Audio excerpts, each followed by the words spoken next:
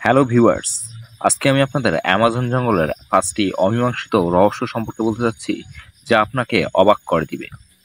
Amazon জঙ্গলের বিশ্বের সবচেয়ে বৃহত্তম রেইন ফরেস্ট। এটি দক্ষিণ আমেরিকার 8টি দেশ নিয়ে বিস্তৃত। বৈচিত্র্যময় উদ্ভিদ এবং প্রাণীকুলের জন্য ব্যাপকভাবে পরিচিতি অ্যামাজন বন। অনেকে বিশ্বাস করেন অ্যামাজন জঙ্গলের অদ্ভুত রহস্য রয়েছে। বছরের পর বছর ধরে এই সমস্ত রহস্য অমীমাংসিত রয়ে গেছে। তেমন কিছু রহস্য। নাম্বার 1, এল ডোরাডো হচ্ছে একটি সোনার শহর, যা অ্যামাজন জঙ্গলের অনেক গভীরে অবস্থিত বলে বিশ্বাস করা হয়। এই শহরটি সম্পর্কে অনেক রহস্য রয়েছে, তবে এটা আসলে কি তা নিয়ে কোনো ঐকমত্য পৌঁছানো যায়নি। সর্বপ্রথম স্প্যানিশ ট্যুরিস্টরা এটি নিয়ে গল্প বলা শুরু করে। তারা বিশ্বাস করে শহরটি সোনার তৈরি এবং এখানে মূল্যবান রত্ন রয়েছে। তবে কিছু লোক বিশ্বাস করেন যে এটি একটি বাস্তব শহর। আবার অন্যরা বিশ্বাস করেন যে এটা একটি পৌরাণিক শহর, যার অস্তিত্ব কখনো ছিল না। এই শহর খুঁজে পাওয়ার জন্য অনেক অভিযান চালানো হয়েছিল।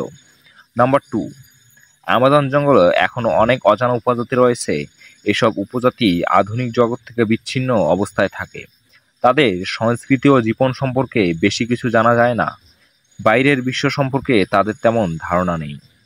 নাম্বার 3, অ্যামাজন জঙ্গলে বরফ যুগের চিত্রকর্ম পাওয়া গেছে। চিত্রে দেখা যায় যে এসব অঞ্চলে একটা সময় বরফের যুগে ঢাকা ছিল। এসব চিত্র কিভাবে এসেছে তা নিয়ে অনেক প্রশ্ন রয়েছে।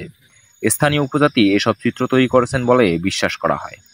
নাম্বার 4, 2019 সালে এক অভিনব প্রজাতির তিমির মৃতদেহ অ্যামাজন জঙ্গলে পাওয়া যায়। ধারণা করা হয় আটলান্টিক থেকে এটি অ্যামাজন জঙ্গলে এসেছিল, কিন্তু তিমিটি তখন অ্যামাজন জঙ্গলে পাওয়া যায় তখন ফেব্রুয়ারি মাস ছিল। ওই সময়ে সাধারণত শীতকাল থাকে না, বিধায় তিমি মাছ থাকার কথা নয়।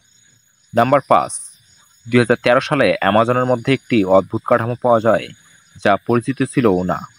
কেউ মনে করেন এটি একটি মাকড়সার বাসা হতে পারে। অনেকে মনে করেন এটি প্রাচীন সংস্কৃতির একটি প্রতীক।